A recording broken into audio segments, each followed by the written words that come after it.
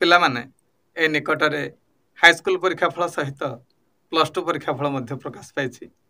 ଅନେକ ପିଲା ଖୁସି ହେଉଛନ୍ତି କାରଣ ସେମାନେ ତାଙ୍କର ନିଜ ଇଚ୍ଛା ମୁତାବକ ବା ସେମାନେ ଯାହା ଆଶା କରିଥିଲେ ଆଶା ମୁତାବକ ଫଳାଫଳ ଲାଭ କରିଛନ୍ତି। ଅନେକ ପିଲାମାନେ ବହୁତ ଦୁଃଖ ହେଇଛି ସେମାନଙ୍କର ମନ, କାରଣ ସେମାନେ ଆଶା କରିଥିବା ଅନୁଯାୟୀ ସଫଳତା ପାଇପାରିଲେ ନାହିଁ। କୁହତ ପିଲାମାନେ, ଏଥିପାଇଁ ଦାୟୀ କିଏ?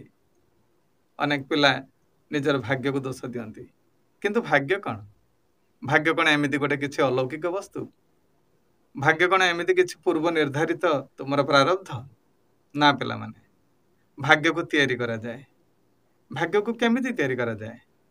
ଭାଗ୍ୟକୁ ନିଜର ପୁରୁଷାର୍ଥ ବା ନିଜର ଉଦ୍ୟମ, ନିଜର ପରିଶ୍ରମ ଏବଂ ଜ୍ଞାନ ପ୍ରତି ତମର ଯେଉଁ ଆକାଂକ୍ଷା, ତମର ଆଗ୍ରହ, ଜିଜ୍ଞାସାରୁ ହିଁ ତିଆରି କରାଯାଇଥାଏ।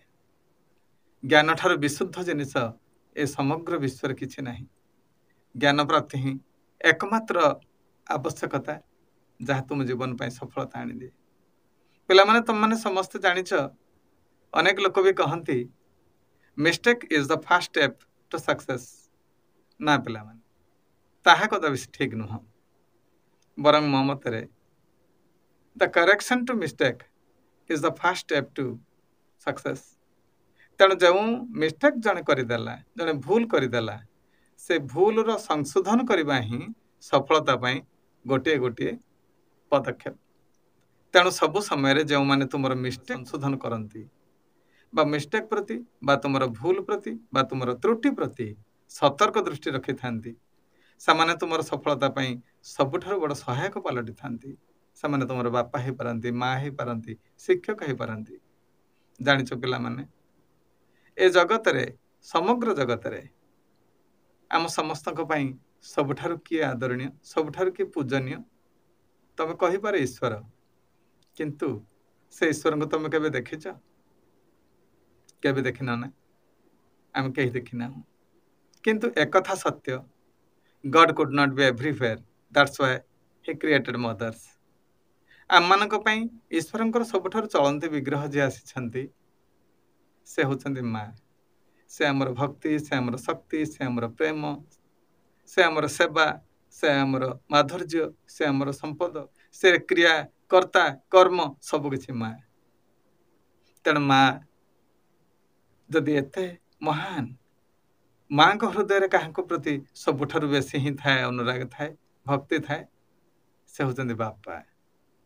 ତ ମା ତ ହେଉଛନ୍ତି ଈଶ୍ୱରଙ୍କର ଅବତାର। ମାଙ୍କ ପାଇଁ ଆରାଧ୍ୟ ହେଉଛନ୍ତି ବାପା। ତେଣୁ ମାଙ୍କ ଠାରୁ ବାପା ମଧ୍ୟ ଆହୁରି ଉଚ୍ଚରେ। ମା ଓ ବାପା ଉଭୟ ଆମ ପାଇଁ ନମସ୍ୟ, ପୂଜ୍ୟ ଦେବତା, ଚଳନ୍ତି ଦେବତା। ତାପରେ ଆସିଲେ ଶିକ୍ଷକ। ଜାଣିଛ ପିଲାମାନେ, ତମେ ଯଦି ଜୀବନରେ କାହାକୁ ବେଶୀ ବିଶ୍ୱାସ କରିବାକୁ ଚାହୁଁଛ, ତାହେଲେ ଏଇ 3 ଜଣ ବ୍ୟକ୍ତି, ଜଣେ ହେଲେ ମା, ବାପା ଆଉ ଜଣେ ହେଲେ ଶିକ୍ଷକ। ସେମାନେ ତୁମ ଜୀବନର 3ଟି କଥା ଜାଣିଥାନ୍ତି। ପ୍ରଥମ କଥା ହେଉଛି ଦ ସରୋ ବିହାଇଣ୍ଡ ୟୁର ସ୍ମାଇଲ୍। ଦ୍ୱିତୀୟ କଥା ହେଉଛି ଦ ଲଭ୍ ବିହାଇଣ୍ଡ ୟୁର ଆଙ୍ଗର। ଏବଂ ତୃତୀୟ କଥା ହେଉଛି ଦ ରିଜନ୍ ବିହାଇଣ୍ଡ ୟୁର ସାଇଲେନ୍ସ।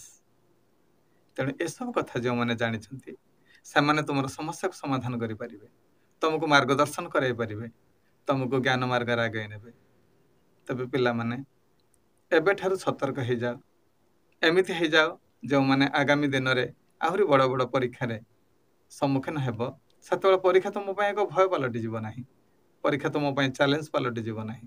ବରଂ ପରୀକ୍ଷା ତୁମ ପାଇଁ ଉପଯୁକ୍ତ କ୍ଷେତ୍ର ପାଲଟିଯିବ ତୁମ ଭିତରେ ଥିବା ଦମ୍ଭ, ତୁମ ଭିତରେ ଥିବା ସାମର୍ଥ୍ୟ ଏବଂ ତୁମ ଭିତରେ ଥିବା ଜ୍ଞାନର ପରିସୀମାକୁ ପ୍ରମାଣିତ କରିବା ପାଇଁ। ତେଣୁ ଆସ, ଏବେଠାରୁ ଆଉ ଛଳନା କର ନାହିଁ, ପରିଶ୍ରମ କାତର ହୁଅ ନାହିଁ।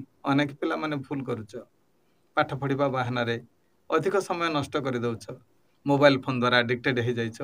ଅନେକ ହିଁ ସିନା ଜାଣିପାରୁନାହାନ୍ତି, ତୁମେ ଗୁପଚୁପ ଭାବରେ ଲୁଚେଇକିରି ସେଇ ଫୋନ୍ରେ ହିଁ ମାତି ଯାଉଛ ପାଠ ପଢ଼ିବା ବାହାନାରେ। ଯଦି ବାପା ମା ମାନେ ଜାଣୁଛନ୍ତି ଯେ ପିଲା ଆମର ପଢ଼ୁଛି, କିନ୍ତୁ ପିଲା ସେଠି ଇନଷ୍ଟାଗ୍ରାମରେ ହେଉ, ହ୍ୱାଟ୍ସଆପ୍ରେ ହେଉ, ଫେସବୁକ୍ରେ ହେଉ ବା ଯେଉଁଥିରେ ହେଉ, ସେଥିରେ ସମୟ ଅତିବାହିତ କରିଦେଉଛି, ସମୟ ଅପଚୟ କରିଦେଉଛି। ସେମିତି ନ କରି ଯଦି ତୁମେ ସାଧନାର ପଥରେ ଏବେଠାରୁ ନିଜକୁ ବ୍ରତୀ କରେଇବ, ନିଶ୍ଚିତ ଭାବରେ ତୁମ ପାଇଁ ସଫଳତା ଥୁଆ ହେଇଛି। ଏ ଗ୍ୟାରେଣ୍ଟି ମୁଁ ମଧ୍ୟ ତୁମକୁ ଦେଉଛି। ତେବେ ଏବେଠାରୁ ସଂକଳ୍ପବଦ୍ଧ ହୁଅ ଆଉ ସମୟକୁ ଅପଚୟ କରିବ ନାହିଁ, ସତ୍ ମାର୍ଗରେ ନିଜକୁ ନିୟୋଜିତ କରିବ। ଏତିକି ତମ ପାଇଁ ମୋର ଆଜି ବାର୍ତ୍ତା ଥିଲା। ଆଶା କରୁଛି ତମମାନେ ମୋର କଥାକୁ ରଖିବ।